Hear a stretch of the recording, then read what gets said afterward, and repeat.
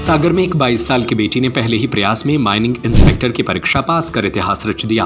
गोपालगंज अहमद नगर निवासी प्रगति पटेल ने एमपीपीएससी जैसी कठिन परीक्षा सेल्फ स्टडी के दम पर न सिर्फ पास की बल्कि प्रदेश में 34वीं रैंक हासिल की है। अब पेट्रोल से पाएं छुटकारा और आज ही खरीदे टीवीएस 3 व्हीलर EV मैक्स और टीवीएस किंग कार्गो। कम खर्च में ज्यादा मुनाफा 156 किलोमीटर की रेंज के साथ।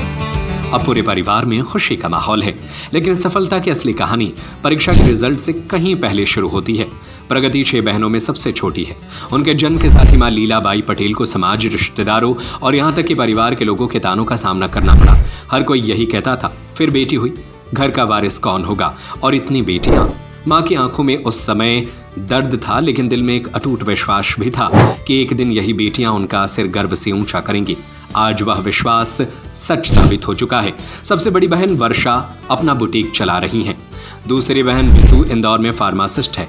तीसरी बहन आरती गेस्ट टीचर है। चौथी बहन भारती लैब अटेंडर है। पांचवी बहन कीर्ति ने लखनऊ से MSc पूरी की है और अब सबसे छोटी बेटी प्रगति ने माइनिंग इंस्पेक्टर बनकर परिवार के संघर्ष को सफलता की नई पहचान दे दी है। प्रगति की तैयारी भी उनकी कहानी की तरह प्रेरणादायक रही। सुबह कॉलेज, पूरे दिन पढ़ाई और शाम को घर लौटने के बाद सिर्फ आधे घंटे का आराम। इसके बाद रोजाना 4 से 5 घंटे प्रतियोगी परीक्षा की तैयारी। न कोई महंगी कोचिंग, न कोई विशेष सुविधा। उन्होंने सिर्फ कॉलेज के प्रोफेसर के नोट्स लगातार रिवीजन किया और पिछले वर्षों के प्रश्न पत्रों पर भरोसा किया। 6 महीनों की निरंतर मेहनत ने उन्हें सफलता के शिखर तक पहुंचा दिया। किस्मत ने उनकी परीक्षा एक बार और ली। इंटरव्यू से महज 2 सप्ताह पहले कॉलेज से घर लौटते समय उनका एक्सीडेंट हो गया। डॉक्टरों ने आराम करने की सलाह दी, लेकिन प्रगति ने अपने सपनों को दर्द से बड़ा माना। चोटों के बावजूद उन्होंने तैयारी नहीं छोड़ी और उसी जज्बे ने उन्हें सफलता तक पहुंचा दिया। प्रगति के पिता ओम प्रकाश पटेल पिछले 30 वर्षों से डॉक्टर हरि सिंह गौर केंद्रीय विश्वविद्यालय के केमिस्ट्री विभाग में लैब असिस्टेंट हैं। वे मूल रूप से सुर्खी के रहने वाले हैं, लेकिन बच्चों की बेहतर शिक्षा के लिए सागर में बस गए। आज बेटी की उपलब्धि पर उनकी आंखें नम हैं, लेकिन यह खुशी उन सभी वर्षों के संघर्ष से कहीं बड़ी है।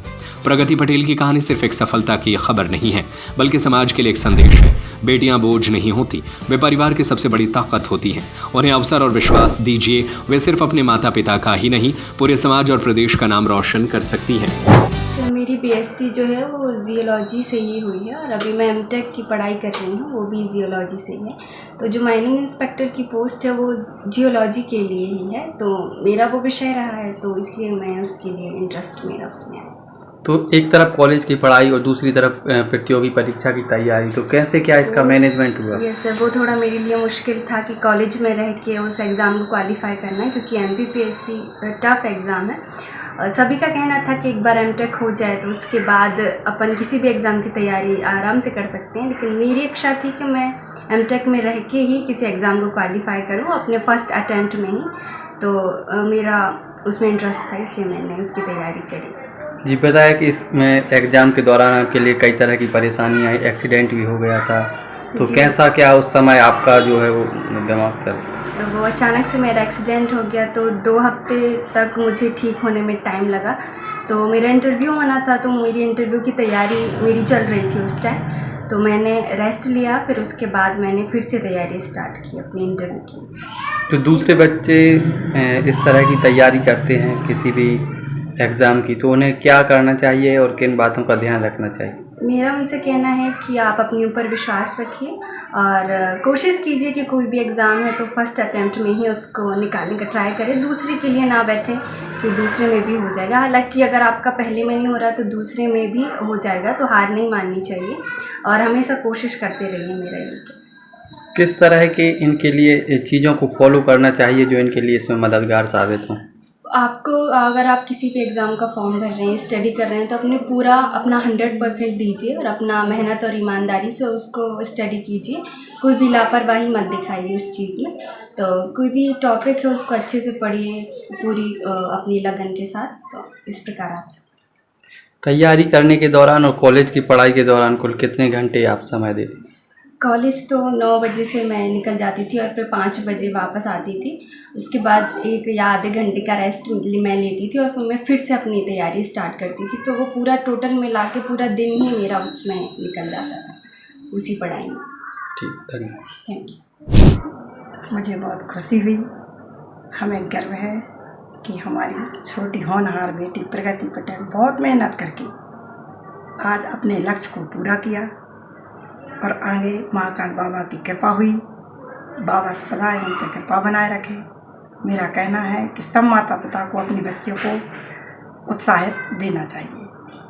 ये जैसे आपकी 6 बेटियां थीं, तो परिवार के लोग और दूसरे लोग भी ताने वगैरह मारते थे, तो अब उन ऐसे लोगों से क्या कहना चाहेंगे? ऐसे लोगों से मैं ये कहना चाहूँगी, मेरे 6 बेटियां 6 रत्न हैं, जो मेरे 6 रत्नों पर महाकाल हमेशा कृपा बनाए रखे, खुश रखे। बस सर मुझे तो बड़ी खुशी है कि मेरी छोटी बेटी प्रगति पटेल ने MPPSC में और खनिज जो निरीक्षक हैं उसमें चयन किया है, इसका चयन भी होगा और इसने काफ़ी मेहनत की है। अपने सागर विश्वविद्यालय में तो आपको मालूम है कि 75% अटेंडेंस ज़रूरी है। उसके बाद भी सर यूनिवर्सिटी जाना, उधर से लौट के आना, छोटे बच्चों के लिए कोचिंग भी पढ़ाना और कंपटीशन की भी तैयारी।